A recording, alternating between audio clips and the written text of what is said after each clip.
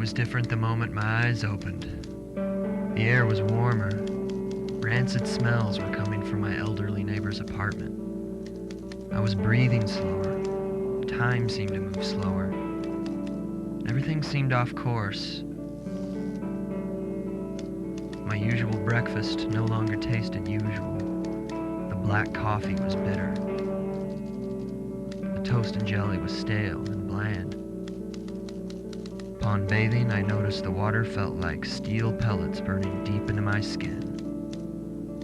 I soon settled down to begin working on my novel. I'd been dedicated to it for so long, only nothing happened. I sat down to write, but nothing happened. I was so deeply involved in the novel that I could not bring the story to an end. I decided it pointless to sit in frustration, so I left my apartment for a mid-morning walk. The outside world was just as strange as my apartment. Landmarks appeared different than normal, sounds didn't match the images I was seeing, the air hurt to breathe, and occasionally I distinctively smelled rotting animals. I did not see many people. Reminded me of a psilocybin experience I'd once had.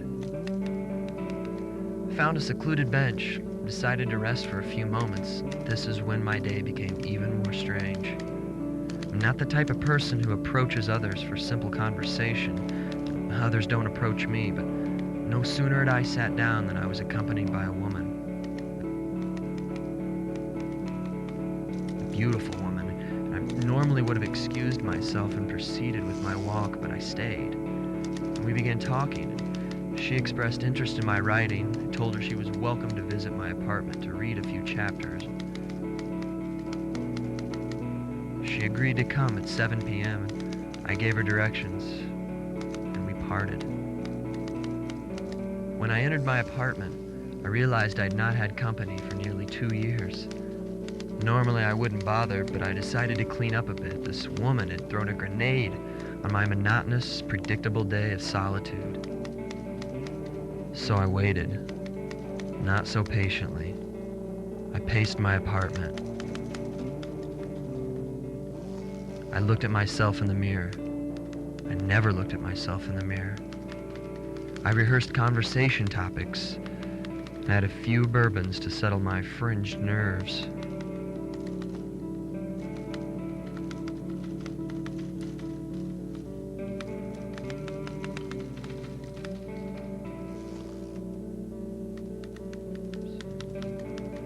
Finally, she arrived, looking wonderful.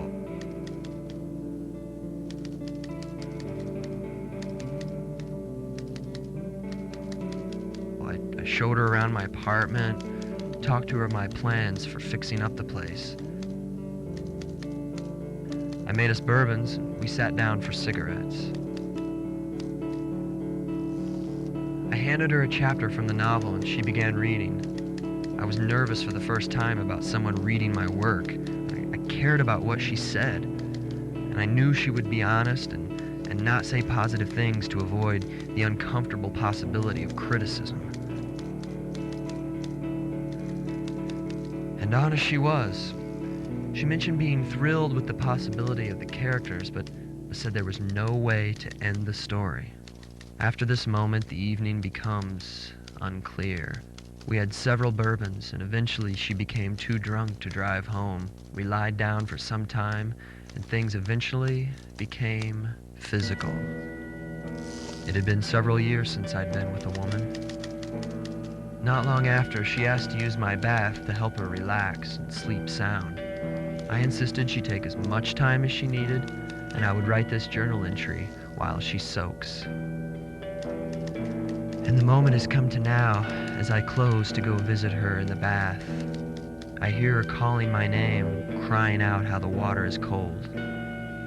She's so beautiful. Where did she come from? How did she find me? What can I do to assure she'll never leave me? Until another day, Deviere Vanderveen.